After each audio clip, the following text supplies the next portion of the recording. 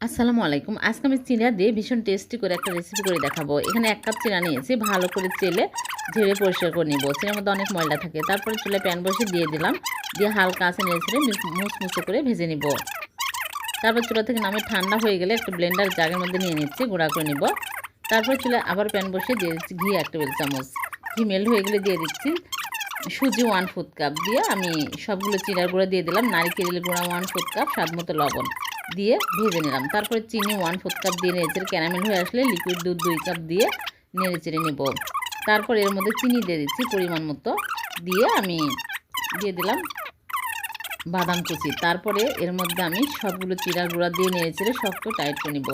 তারপরে একটা মোল্ডের মধ্যে ফয়েল পেপার বিছিয়ে এর মধ্যে সবগুলো নিয়ে চেপে চেপে বাদাম কুচি পুরে দিয়ে তারপর নরম ফ্রিজে রেখে দেবো ঠান্ডা পর্যন্ত। ঠান্ডা হলে বের করে কেটে আপনাদেরকে দেখাচ্ছি। খুবই টেস্টি। এভাবে চিড়া দিয়ে ডেজার্ট বানিয়ে দেখবেন, মুখে লেগে থাকবে এর স্বাদ। ভিডিওটি ভালো লাগলে লাইক, কমেন্ট, শেয়ার করে দেবেন। আবার দেখা হবে। আল্লাহ হাফেজ।